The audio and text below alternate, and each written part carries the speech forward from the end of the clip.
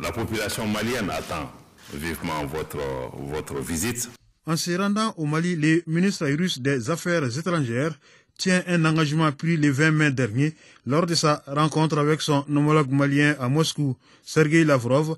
Il répond ainsi à l'invitation d'Abdoulaye Diop à effectuer une visite dans notre pays. Le ministre Diop conduisait une délégation composée de 4 membres du gouvernement venus discuter avec les partenaires russes des voies et moyens de renforcer la coopération militaire qui a déjà permis l'acquisition des équipements immatériels dont le vecteur aérien pour les FAMA, une coopération exemplaire et fructueuse donc que les autorités de la transition veulent étendre à d'autres domaines dont l'économie. Sur le plan sécuritaire, nous avons une coopération militaro-technique et une coopération pour renforcer les capacités des forces de défense et de sécurité du Mali, coopération qui se fait à notre demande à la Fédération de Russie et coopération qui aujourd'hui donne des résultats probants sur le terrain, et de la montée en force des forces de défense et de sécurité, la libération de beaucoup de localités qui étaient occupées par des groupes terroristes. À côté de ces piliers sécuritaires et politiques, notre ambition et notre objectif, comme vous l'avez souligné, c'est comment renforcer la coopération économique et commerciale, en la diversifiant, en l'ouvrant à nos entreprises pour qu'on puisse travailler ensemble. Aujourd'hui, pour cette visite en particulier, qui intervient dans un contexte géopolitique spécial, particulier, nous sommes venus pour pouvoir regarder un certain nombre de secteurs où nous pouvons travailler ensemble. À mon avis, les résultats sont déjà visibles. Nous sommes attachés à promouvoir ces projets au sein de notre ministère. Toutes ces questions sont étudiées par les agences appropriées. À l'issue de cette visite, nous allons présenter nos propositions.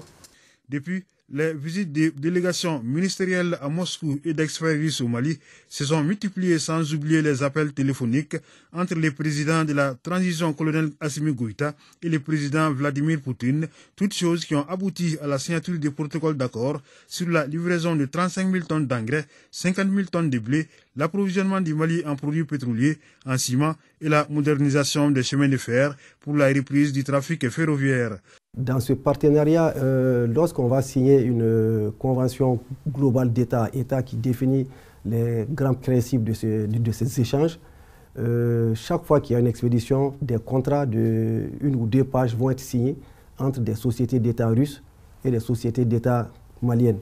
À partir de là, ils vont recevoir les marchandises au port.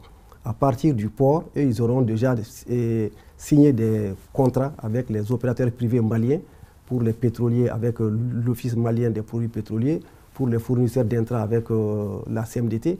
Donc les opérateurs auront tout simplement à faire ce qu'ils ont l'habitude de faire, c'est d'aller chercher les produits au niveau des ports et de continuer la distribution dans le pays.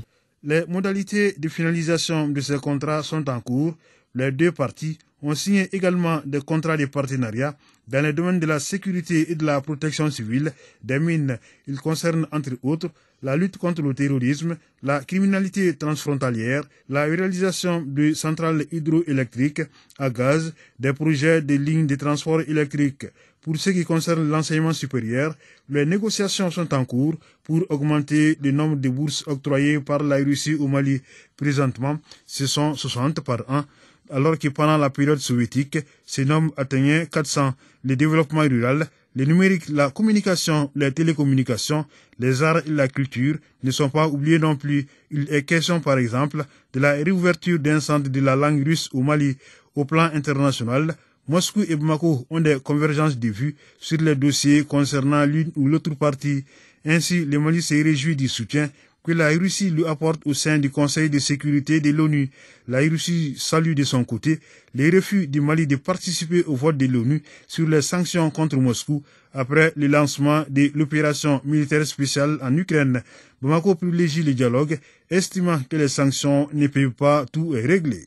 Certains partenaires n'ont pas encore réalisé que les choses ont changé.